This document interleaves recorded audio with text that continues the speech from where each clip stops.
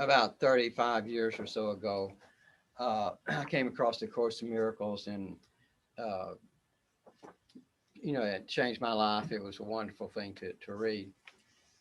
As soon as I found it, I stopped searching. Up to there, at that time, I'd been a spiritual seeker, seeking truth of one sort or another. Came across the Course, and at Unity, they were teaching. I had a session on or a little discussion group, I guess, on the Course in Miracles. So I started attending it, and then I bought the book and looked at it, and I knew I'd found what I've been looking for. Now, a few years later, I discovered another book or set of books called The Law of One. They were equally impressive in my mind. You get a certain feeling when you read it. They're both channeled works, and you get a certain feeling about such a work as to what kind of impact it's making on you. However, I did not understand the Law of One for and so for the last 30 years or so, I have not understood it. Now, I produced a topical index, a glossary for it. That's just where you arrange quotes that all the quotes that speak about love, you just put it under the heading love. All of them that speak about something else, you put them there, and then you arrange it alphabetically. But I still couldn't say I understood it. I didn't feel like I understood it. And the main reason is because it doesn't connect with the Course in Miracles at all. And the Course in Miracles is my basic thought system. So if I can't plug into that, I'm not able to say I understand what it's saying. I might understand pieces, but I don't see the whole picture. Uh, this little book is in itself a miracle. I finally understood. I saw what he was saying. And I saw how it was relating to the Course in Miracles. I'd never seen that. Now, why at this time? If you, Michael Betts has pointed out to me that on YouTube now, there are people, Aaron Abke is the one that comes to my mind, a very articulate young man who speaks about the parallels between the Course in Miracles and the Law of One. And there are parallels that you can draw. But but what this does, it simply plugs one into the other, and so you get the whole picture. Now, you do not have to understand the Law of One to practice the Course in Miracles, and you don't have to know anything about the Course in Miracles to read the Law of One.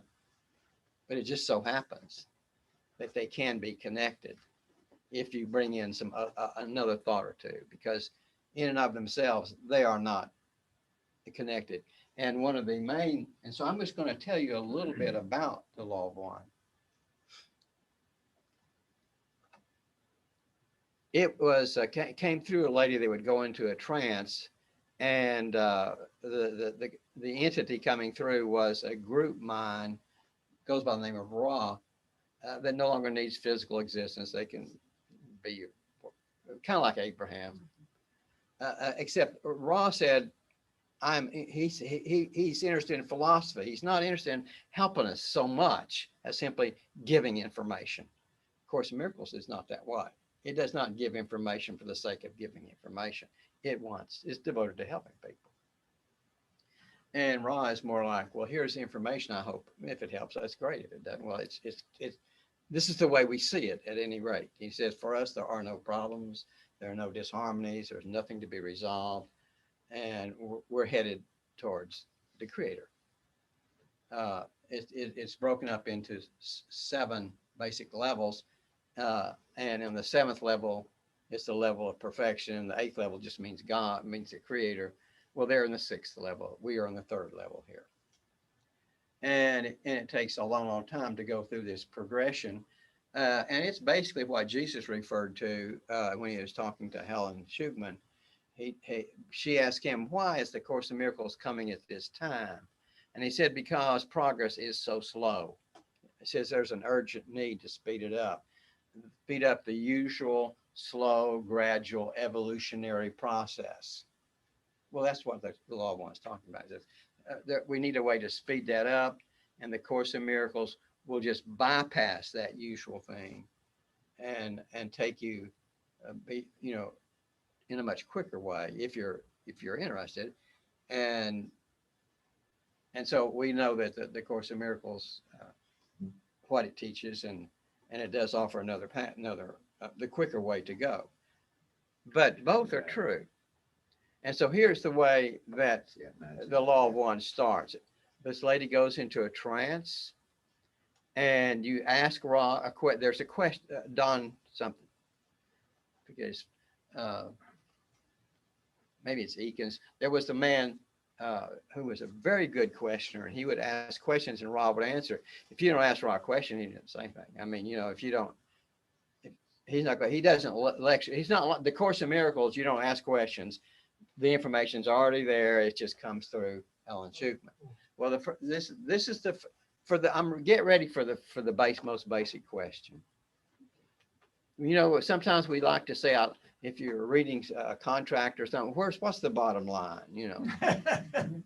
Skip all the 40 pages of words. What's the bottom line? And it said, it does this for you, and you owe me this much money, and you can't get it back or something. Well, what is the bottom line for everything? Let's just think about that. Before everything, before God, before everything, as far back as one can possibly conceive, what is the first known thing? Well, Ra answered. Answered the only answer he could possibly give to the question. He said infinity. Lots of time we just skip over that. Oh, I don't know what that means. Well, we don't skip over that. Infinity means unlimitedness, everything, and then infinity became aware. So we're talking about a mind here. And if it's infinite, it means all. It starts out with, it has thoughts, and it starts out with what is called an original thought. It doesn't tell you what it is. It's because it can't be put into words. It's the purest, most wonderful, incredible. Think of it as light sound or something. It cannot be put into words. It is the original thought. And when infinity became aware, that's what it was aware of. But because it's infinite, it means it can contain all thoughts without any limitation. These others, they're not the original thought. These are just all thoughts. Any thought. Good, bad. Well, there's no category of good, bad. Unless you want to have a thought of good, bad. But it doesn't mean anything in particular unless you want to give it meaning. It's infinity. It includes hate. It includes destruction. A thought of love, a thought of wonder, a thought of boredom. They're just thoughts. We're talking about in an formless era here. We don't have no forms.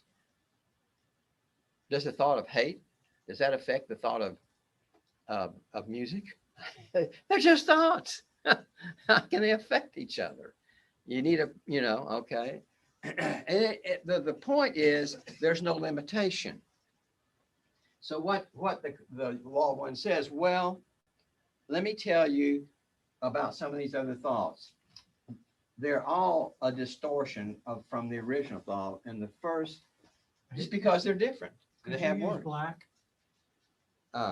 Yes, I can do that. Thanks, Dan. And the first distortion, in other words, the one that is closest to the original thought, but still a distortion from it, is freedom.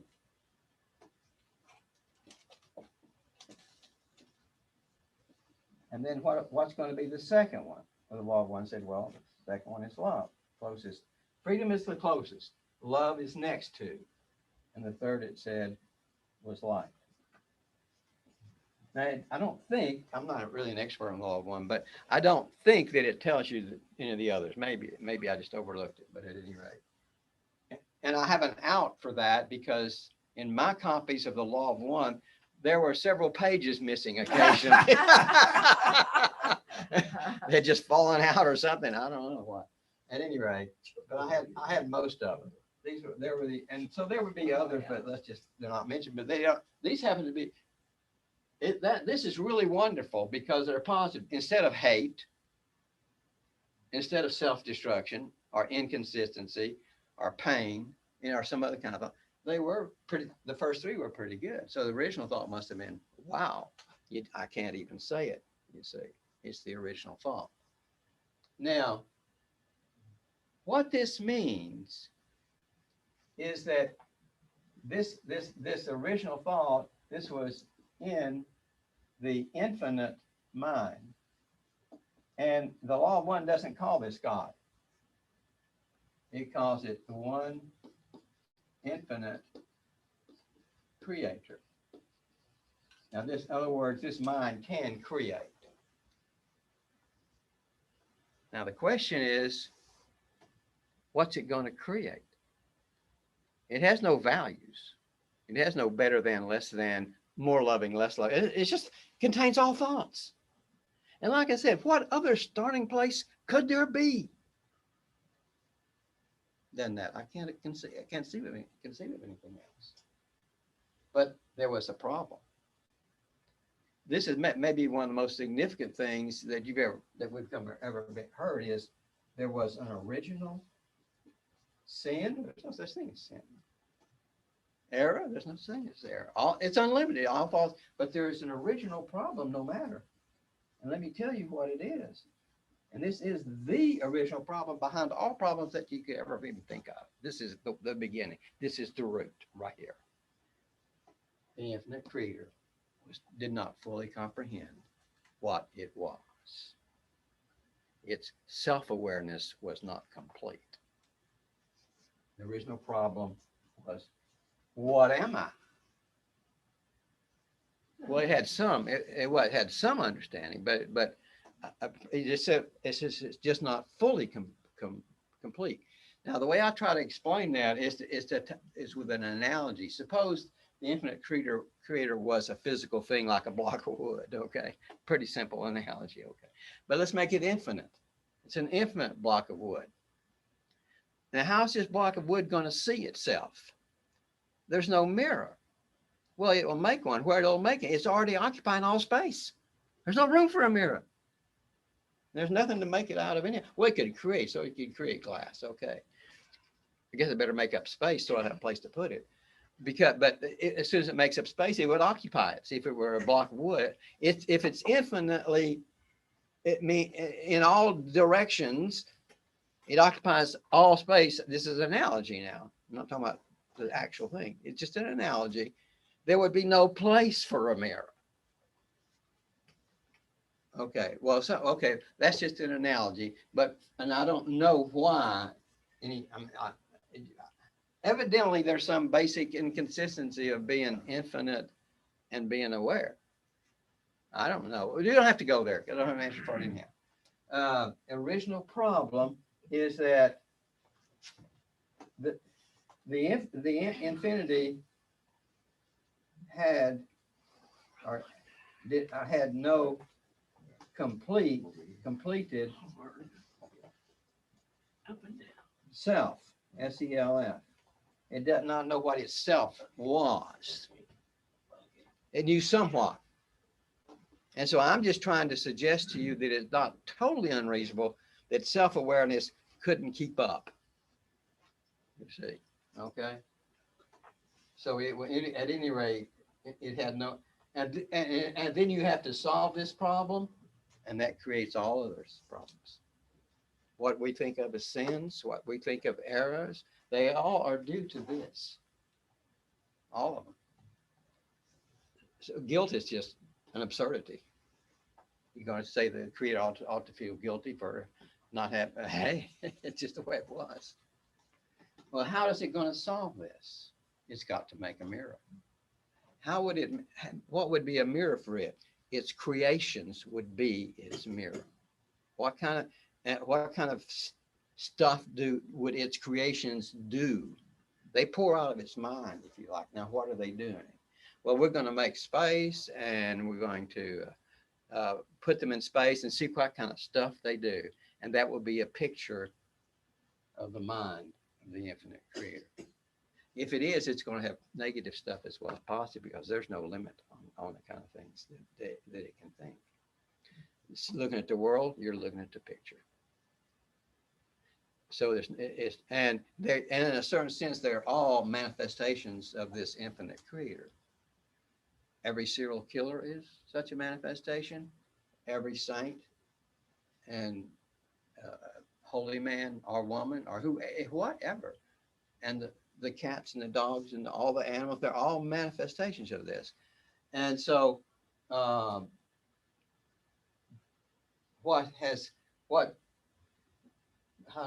trying to think about where I should jump to from here, but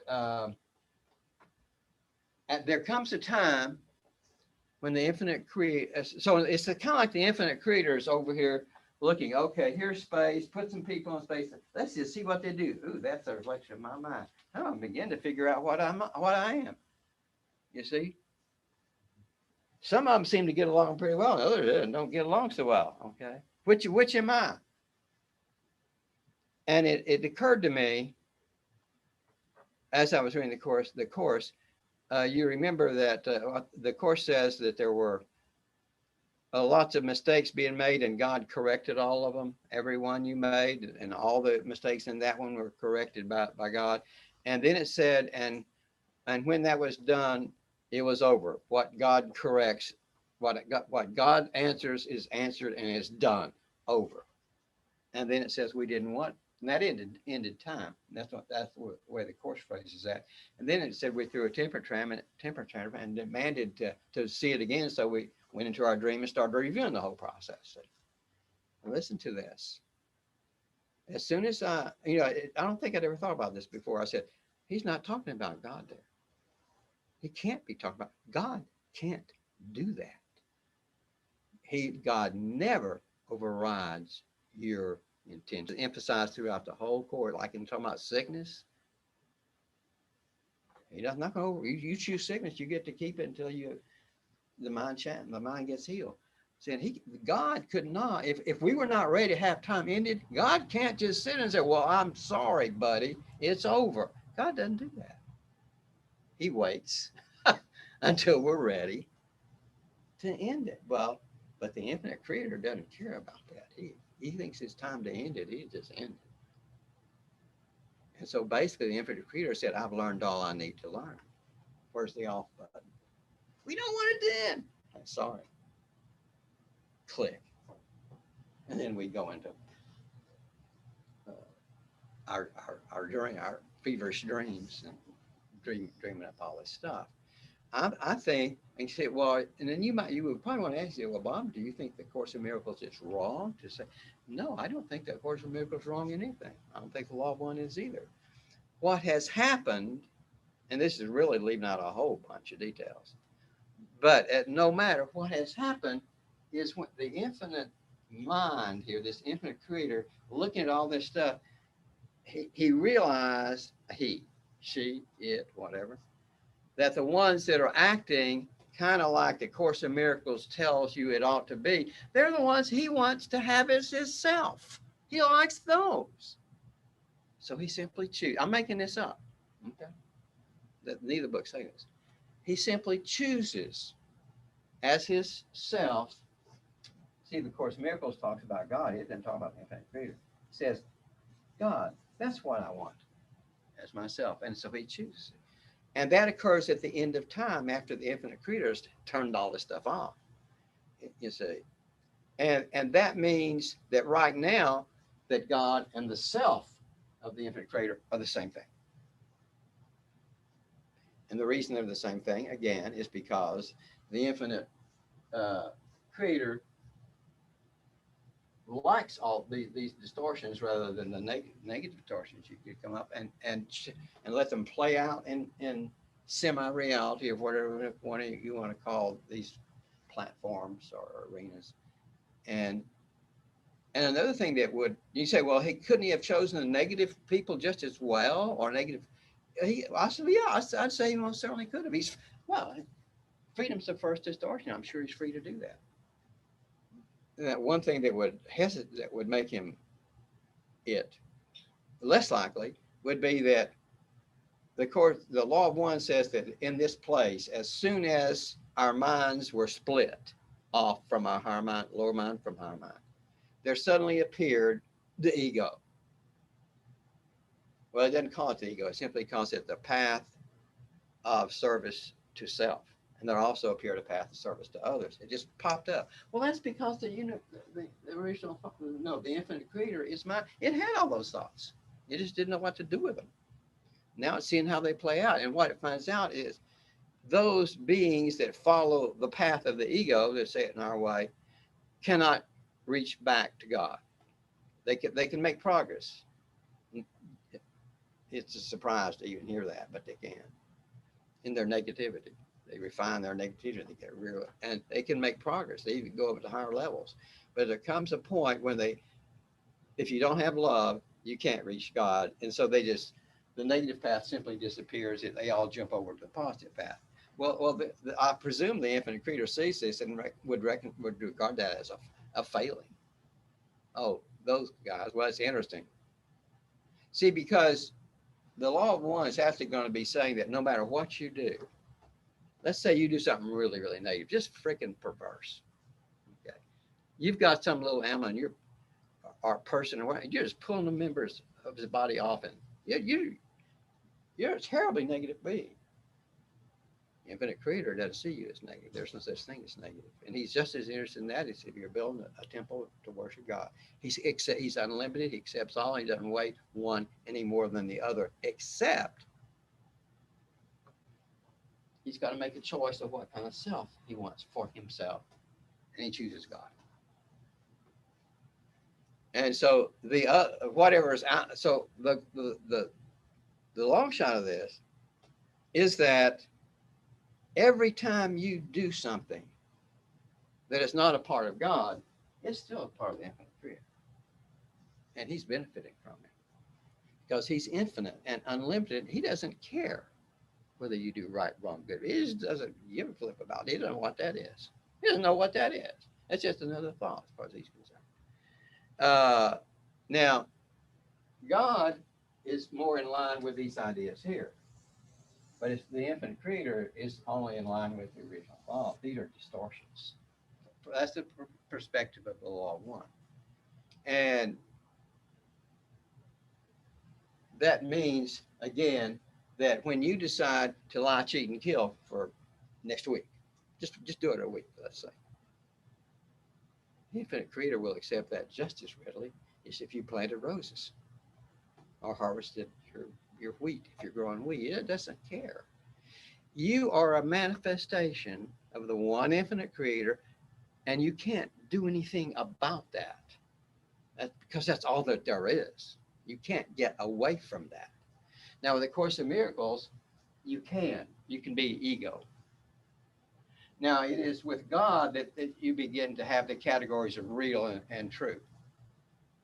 God works off what's real and what's true. The infinite creator he's unlimited. He's real, so what? True, so what? What do I care? I'm infinite. I hold everything. God doesn't, not that way. Nothing that's not real or true can enter the mind of God. It's fine here. He doesn't care. Whatever.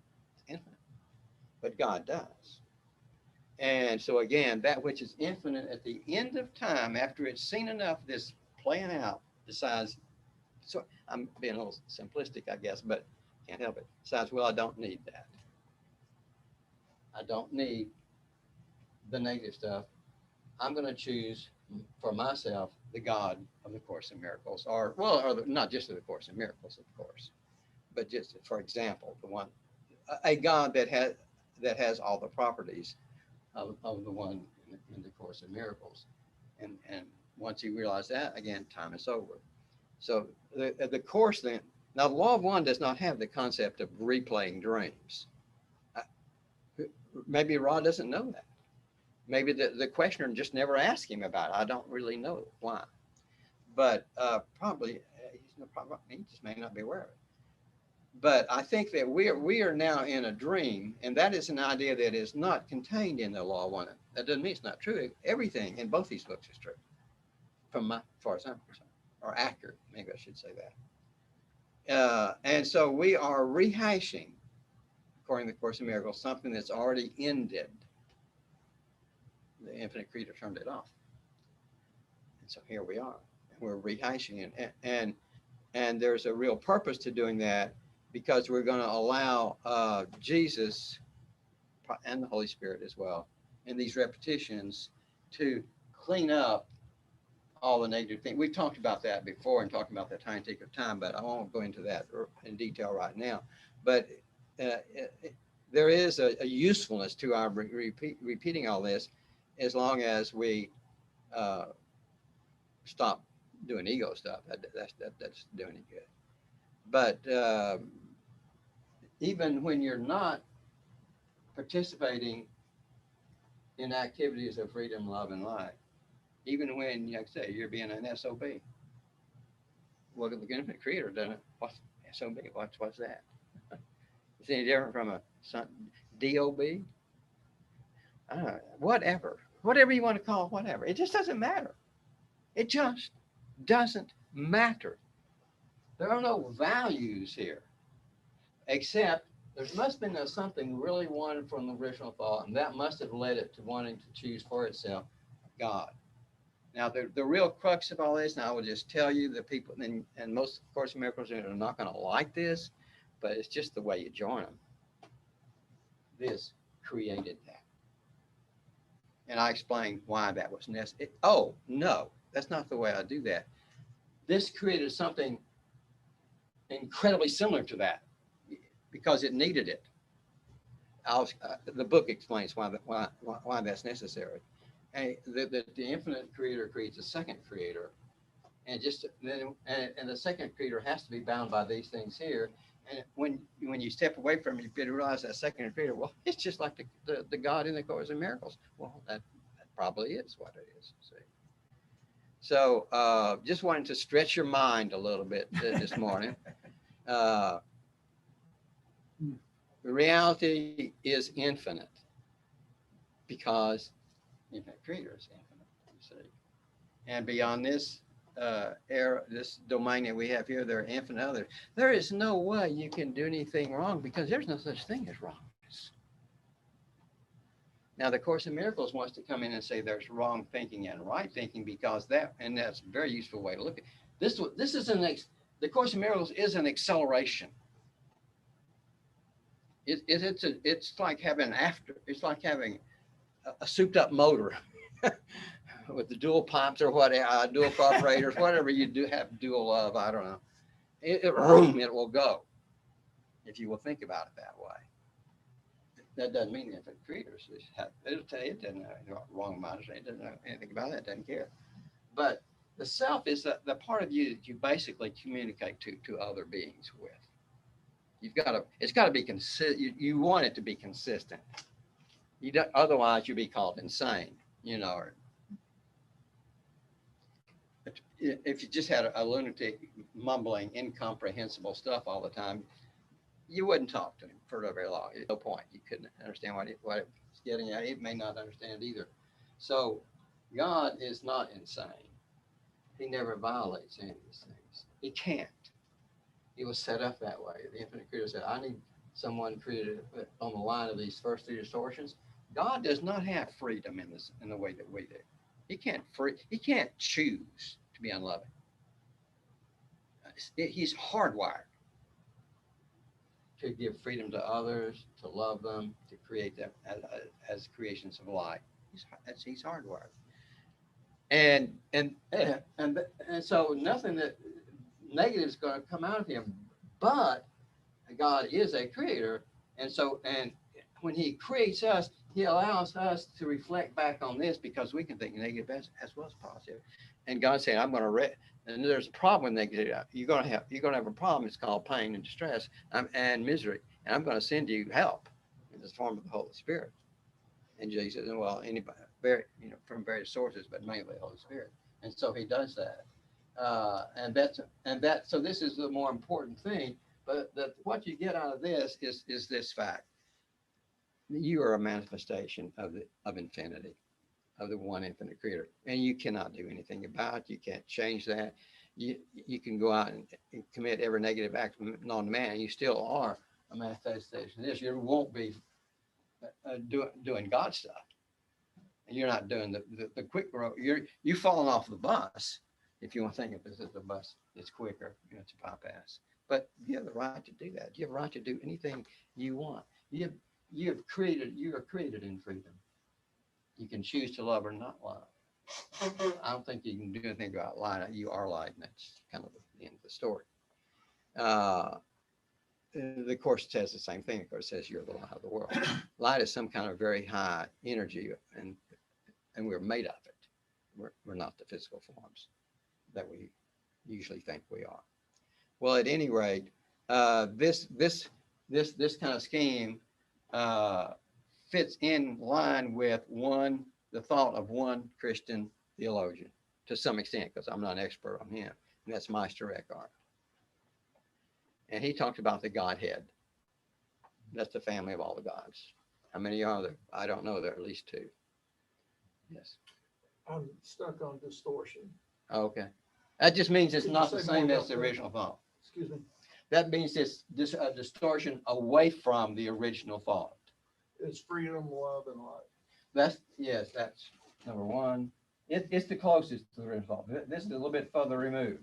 This is even a little bit further removed, and there are a bunch of others, but he doesn't tell you what they are. Because I've come up thinking those three are really big, ultimate, so forth. Yes, they are. And now you're saying, well, no, they're somewhere in the middle. Wait a minute. No, they're No, they're 1, 2, and 3. they're 1, 2, and 3. Why do you say middle for? Middle, as in importance. But no, I see the ranking 1, 2, 3, and I Yeah. can go, okay, that's ranking. Yeah. Let's work on that.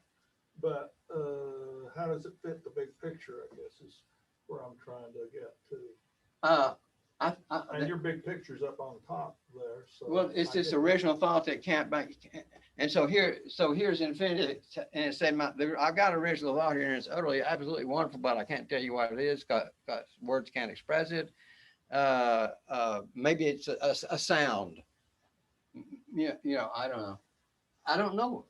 We don't know what it is. But if these are distorted a little bit from it, that's a good deal. This is distorted a little bit more of that. You have to, by the way, freedom is more basic than love.